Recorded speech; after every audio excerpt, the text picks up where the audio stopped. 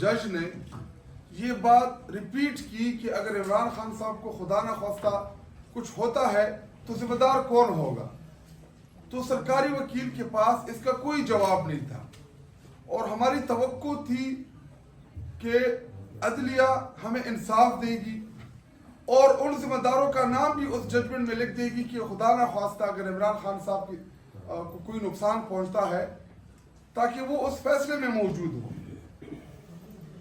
شروع میں تو ہمیں یہی توقع تھی کہ عمران خان صاحب کی جو ان کا بنیادی حق ہے کہ ان کو اسپتال تک ایکسس دی جائے گی، لیکن آخر میں انہی 2 ڈاکٹروں کا بورڈ بنا دیا گیا۔ وہ ڈاکٹر جن کے علاج کے اوپر ہمیں کوئی اعتماد نہیں ہے، اگر وہ بورڈ کوئی بھی چیز لے آئے ہمیں اعتماد ہی نہیں ہے، اور اس کے بعد 2 دفعہ دوبارہ لائی یہ ہاسپٹل۔ اب یہ بتائیں کہ پہلے تو آپ یہ نہیں مان رہے تھے کہ عمران خان صاحب بیمار ہیں، اور اب کیا چھپا رہے ہیں کہ ان تک ایکسس نہیں دے رہے، نہ فیملی کی، نہ پولیٹیکل جماعت کی، نہ وکلاء کی۔ اب میں چیف جسٹس اسلام آباد ہائی کورٹ سے اپیل بھی کرتا ہوں اور ان کو خبردار بھی کرتا ہوں کہ ڈوگر صاحب عمران خان صاحب کو خدا نہ خواستہ اللہ نہ کرے کہ ان کو کوئی نقصان پہنچے، تو اگر ذمہ داروں کا نام آئے گا تو اس میں ایک نام آپ کا بھی ہوگا، کیونکہ ہم آپ سے انصاف مانگتے مانگتے تھک گئے ہیں۔ آپ سے ملاقات کی کوشش کی، chief minister Khyber Pakhtunkhwa open court میں آپ کے پاس آئے کہ میرا لیڈر بیمار ہے، رسائی دی جائے، ڈاکٹر سے علاج کرایا جائے۔ یہ وہی عدلیہ تھی جس نے سہولت کاری کی، نواز شریف کو لندن بھیجا۔ عمران خان صاحب لندن نہیں جانا چاہ رہے، عمران خان صاحب پاکستان کے اسلام آباد پنڈی کے حدود میں شفا انٹرنیشنل اسپتال سے اپنا علاج۔ کیا آپ کو یہ لگتا ہے کہ ہم ہاتھ باندھ کے اسی طرح بیٹھے رہیں گے؟ عمران خان صاحب جیل کے اندر بیمار ہوگا، اس کو دھمکی نہ سمجھے، اس کو تنبیہ سمجھے۔ ہم چاہتے ہیں کہ عمران خان صاحب تک ڈاکٹر کی رسائی ہو، ان کا علاج ہو، تاکہ اس معاملے کے اوپر ہم کوئی سیاست نہیں کرنا چاہتے، لیکن آپ ہمیں مجبور کر رہے ہیں کیونکہ آپ ہمیں راستہ نہیں دے رہے ہیں، آپ ہمیں دیوار میں چن رہے ہیں۔ آپ عمران خان صاحب کی صحت کے اوپر بھی وہ اپنی گندی سیاست کھیل رہے ہیں۔ فارم 47 کے ذریعے تو آپ اب الیکشن جیت گئے ہیں، وہ تو ہم نے برداشت کر لیا ہے، آپ مسلط ہو گئے ہیں، لیکن صحت کے معاملے میں تو کم از کم یہ سیاست نہیں ہونی چاہیے، اور ہماری توقع اور نظریں عدلیہ کے اوپر ہے۔ چیف جسٹس پاکستان نے نوٹس لیا، فرینڈ آف کورٹ بھیجا، ہمیں توقع تھی کہ 16 تاریخ کو شاید ان رائٹنگ کوئی چیز آ جائے، کوئی چیز نہیں ملی سپریم کورٹ آف پاکستان سے۔ تو ہم چیف جسٹس اسلام آباد ہائی کورٹ سے اپیل کرتے ہیں کہ آپ کے سامنے جو ریٹ لگی ہوئی ہے اس کو فی الفور سنا جائے، ڈاکٹرز کی، فیملی کی رسائی دی جائے، اور عمران خان صاحب کو جلد از جلد شفٹ کیا جائے۔ خدا نہ خواستہ ایسا نہ ہو کہ بہت دیر ہو جائے اور عمران خان صاحب کی آنکھیں ضائع ہو جائیں۔ شکریہ جی۔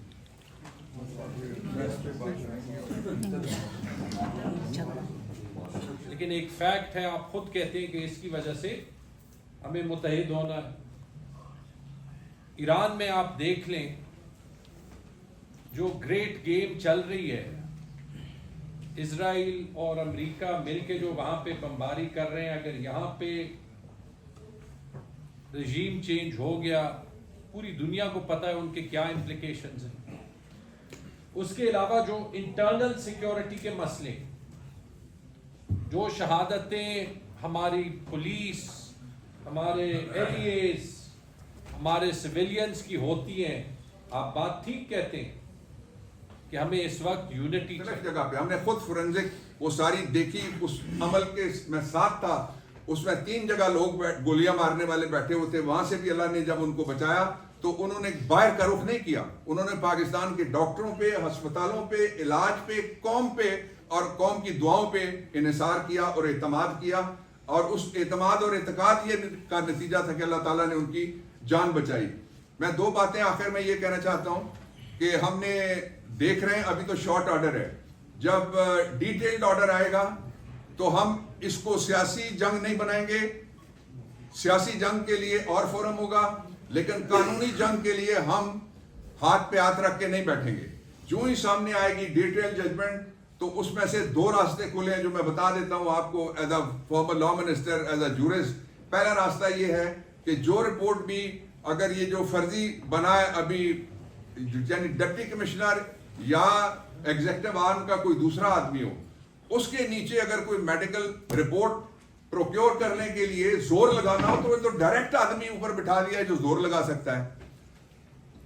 تو پہلا یہ ہے کہ اس ہم جو ہی ججمنٹ آتی ہے یا رپورٹ آتی ہے, ہم دونوں کو چیلنج کریں گے. ججمنٹ کا یہ حصہ کہ ہمیں وہ قیدی جن کے پہلے ہاسپٹل میں علاج ہو چکے ہیں ان کی تعداد لاتعداد ہے, ہمیں اس زمرے میں کیوں نہیں رکھا گیا؟ ہم نے کیا بگاڑا ہے؟ ہم نے اس پاکستان کے دستور کو دستور سمجھا. دستور کے مطابق ایک دستوری راج تھا جو عمران خان کا 3.5 سال کا اس کا راج تھا. آخری بات میں اس پہ یہ کہنا چاہتا ہوں کہ مجھے تو یوں لگتا ہے, سچی بات یہ ہے, میں 8ویں نسل سے پنجابی ہوں, مجھے یوں لگتا ہے کہ پنجاب میں حسینہ واجد کی بدرو آئی ہوئی ہے. ایسا ایک بدلوں کا سیزن شروع کیا ہوا ہے. انہوں نے خود کبھی یہ کھڑے نہیں ہوئے. مجھے عمران خان بھی کہتے تھے کہ ان کی مخالفت کی سب سے لمبی اسٹریک آپ کی بیوی کے ساتھ بھی تھی, میرے ساتھ بھی ہے. تو ہم تو نہیں کبھی بھاگے, ہمیں تو نہیں کبھی پسینہ آیا, ہم تو یہاں رہ کے مقابلہ کرنے والے لوگ ہیں. اس لیے ان پہ نہ چھوڑا جائے. میں ریاست کے مینیجر سے بھی درخواست کرتا ہوں, میں چیف جسٹس آف پاکستان سے, آپ نے کہا تھا چیف جسٹس صاحب کہ عمران خان کی مرضی کے ڈاکٹرز ہوں گے. یہ کس نے تو انہیں عدالت کی ہے آپ کے آرڈر کی؟ ہم نے تو نہیں کی. آپ نے چیف جسٹس صاحب کہا تھا کہ عمران خان کی مرضی کا علاج ہوگا. یہ کس نے آپ کے آرڈر کی تو انہیں عدالت کی ہے؟ ہم نے تو نہیں کی. چیف جسٹس صاحب آپ نے کہا تھا کہ ان کے گھر کے افراد کو بھی ان تک رسائی دی جائے.